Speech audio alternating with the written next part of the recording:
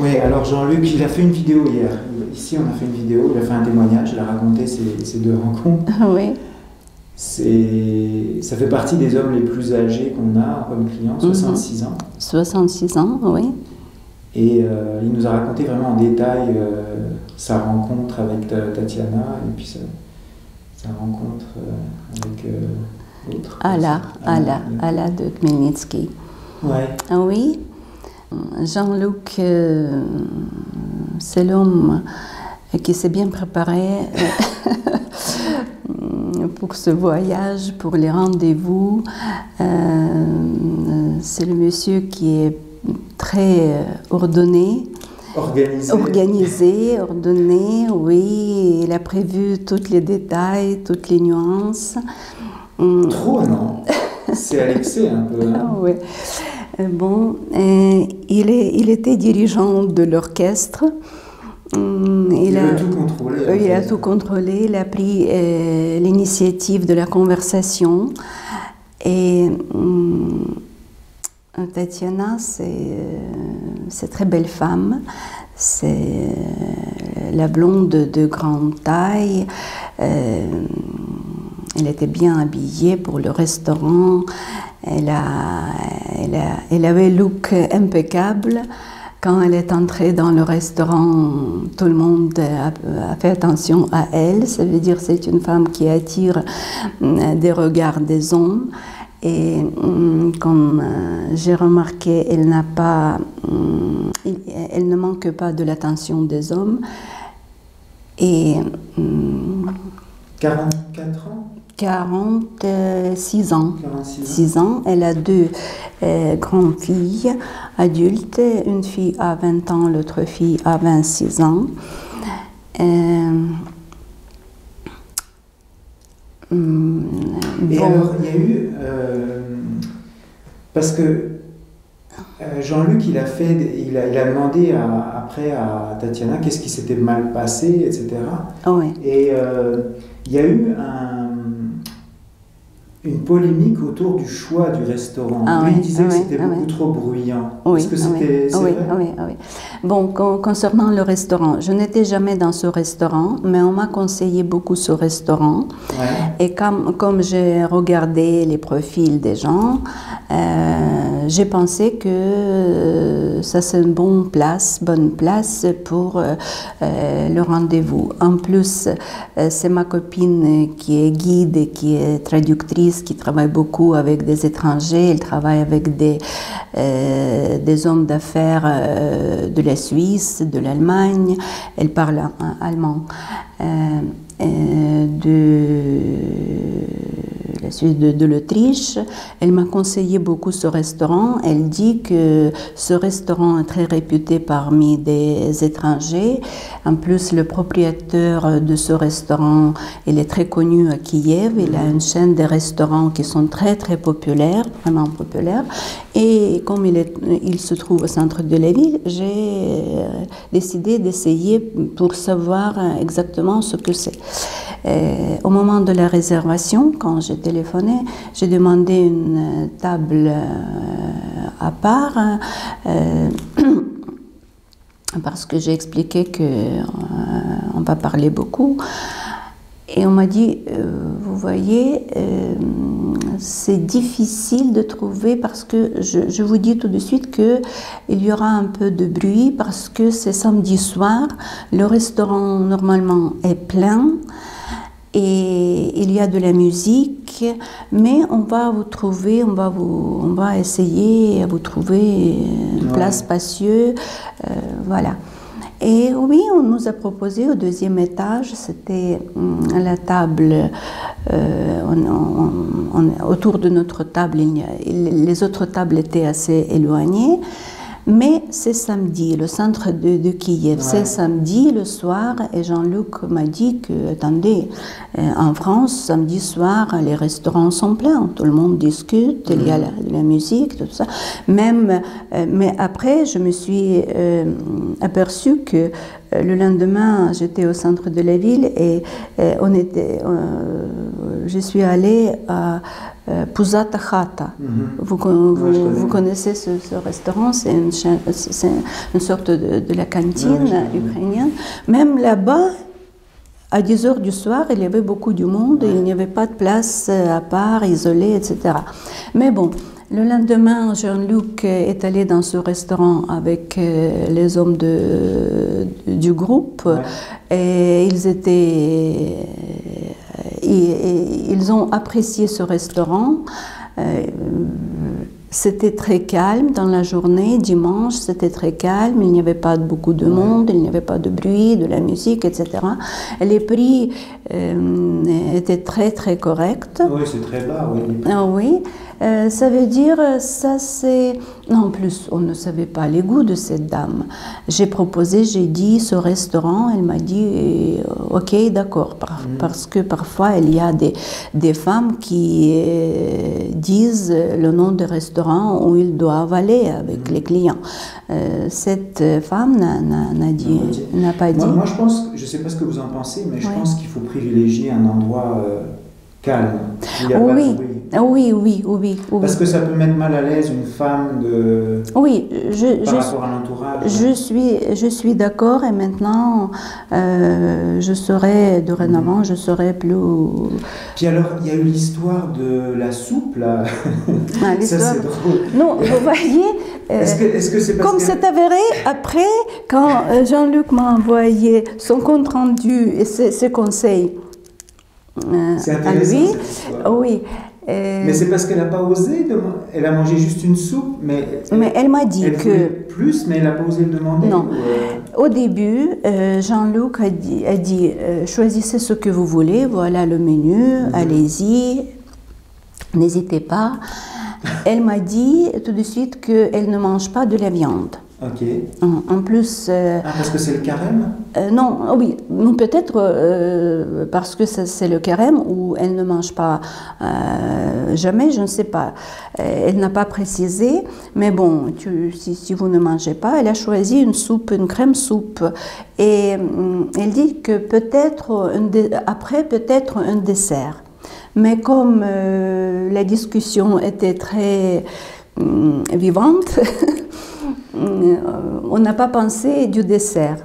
Mais par contre, Jean-Luc a proposé, peut-être on boit du vin. Il a proposé, il a vraiment proposé. Alors vous pouvez pas? Oui, elle me regarde, je dis, moi je ne bois pas, je conduis. Je ne veux pas avoir des problèmes avec de la police samedi soir, très tard, voilà. Mais elle, quand je dis non, elle a dit aussi non. Ah, parce qu'elle ne voulait pas paraître mal? Non, attendez. Le soirée, le restaurant, c'est la première rencontre. On vous a invité, ce monsieur est arrivé de la France pour vous voir, pour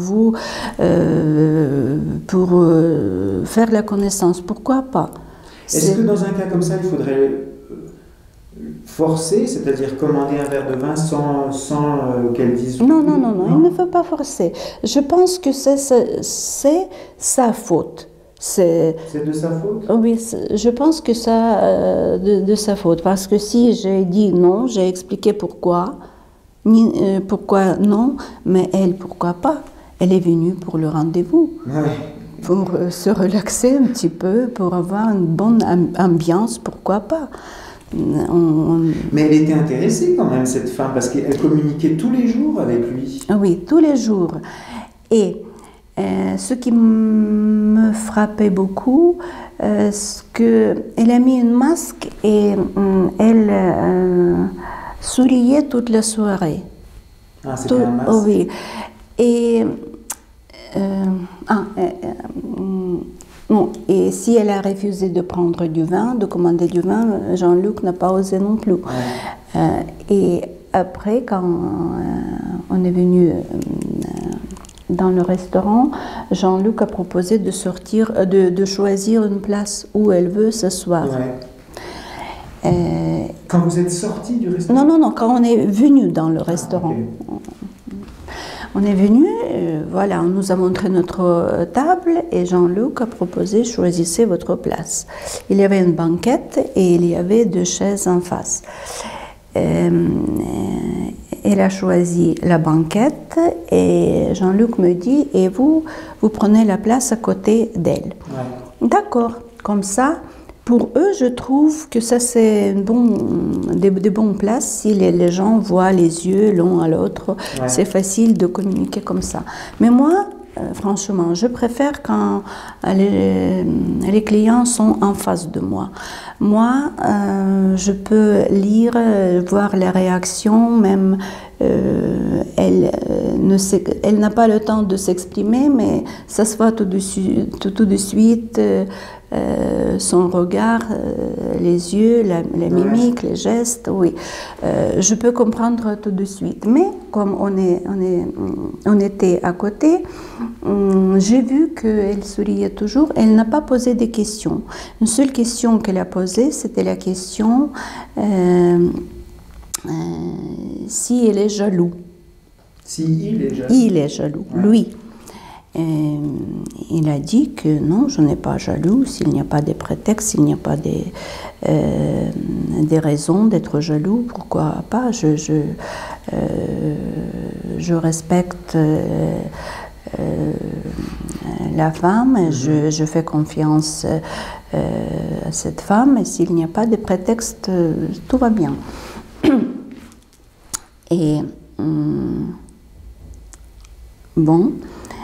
Et quoi encore? À propos de la soupe, je ne sais pas des commentaires à propos de la soupe. Est-ce que c'est ça qui a causé problème ou est-ce que c'est parce qu'il avait ces listes de questions qu'il avait préparées? Non, est-ce que ça a choqué, ça, ces listes de questions? Non, Jean-Luc, il a bien fait, il a pris cette liste de questions, mais il a dit que ce n'est pas un examen. Et je dis, ne vous inquiétez pas. C'était quoi les questions? Non, qu'est-ce que vous aimez comme la littérature, le cinéma, est-ce que vous êtes la femme qui fait gérer le budget, etc., etc.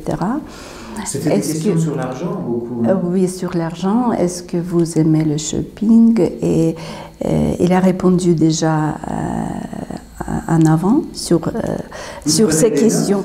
Et il a coché, il a fait des croix. Ah bon, ça c'est... Oui, non, elle n'était pas choquée peut-être, mais elle a enregistré tout dans sa tête.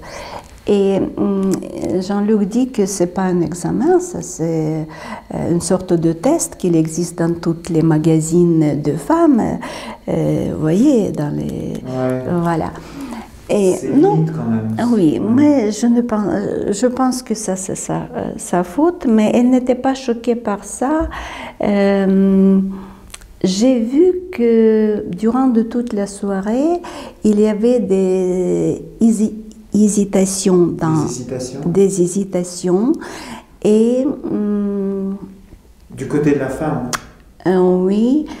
À l'intérieur de la femme, à l'intérieur de Tatiana, parce qu'elle m'a dit que pendant leur communication sur Viber, il y avait des moments quand il n'a pas voulu continuer et il y avait des stops de quelques jours, ouais. Elle n'a pas répondu, elle n'a pas voulu, mais en fait, dans quelques jours, ils ont recommencé.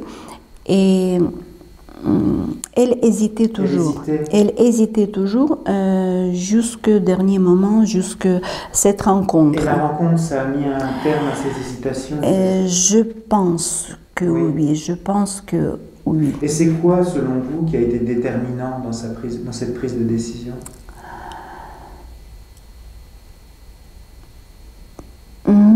Peut-être que lui est trop organisé. Oui, trop organisé. Non, vous voyez, c'est une chose de communiquer avec quelqu'un sur Viber. Ouais. En plus, il y a des fautes de la traduction. Et il y avait des traductions sur Viber. Ouais.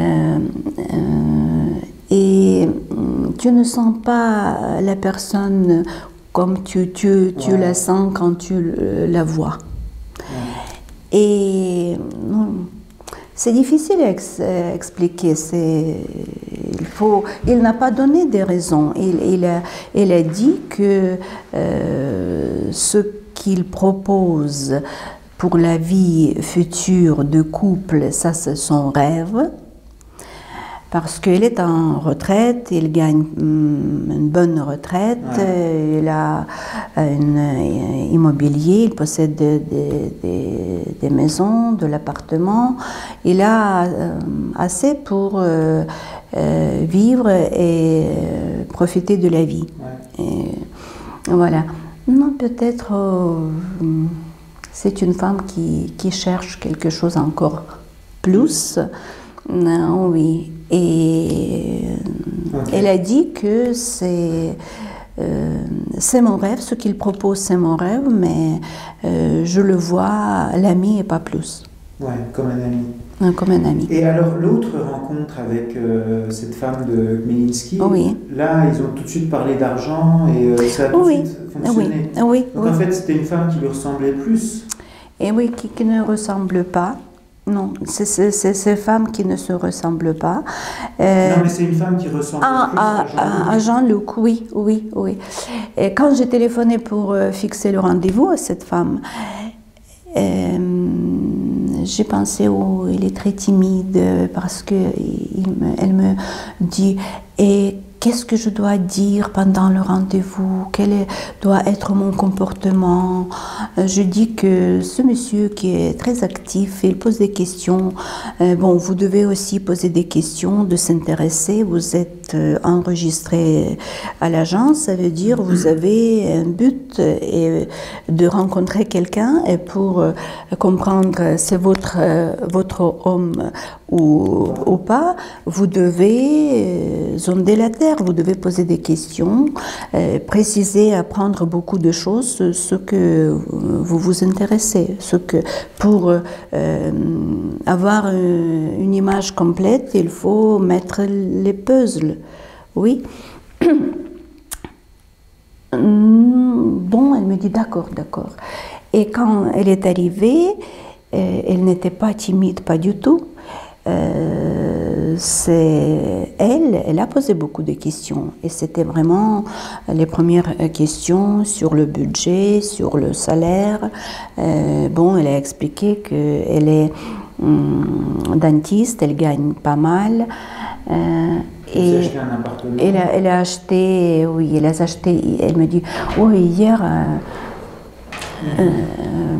j'ai acheté un appartement parce que j'habite avec mon fils qui a 5 ans dans la maison aux alentours de Khmelnytsky avec sa mère.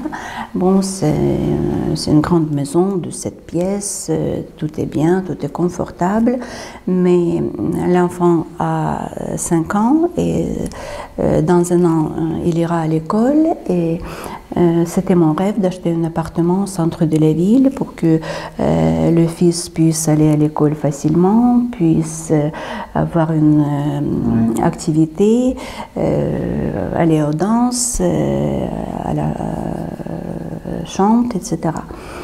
Voilà. Et Jean-Luc, il a expliqué qu'il l'a choisi parce qu'elle avait un fils de 5 ans. Ah oui, exactement, oui. Et au bout d'un moment, il a dit que à partir du 25 avril, elle a un congé et elle a prévu aller en Égypte avec son fils. Et Jean-Luc lui a proposé d'aller en France au lieu d'Égypte et il a invité avec son fils.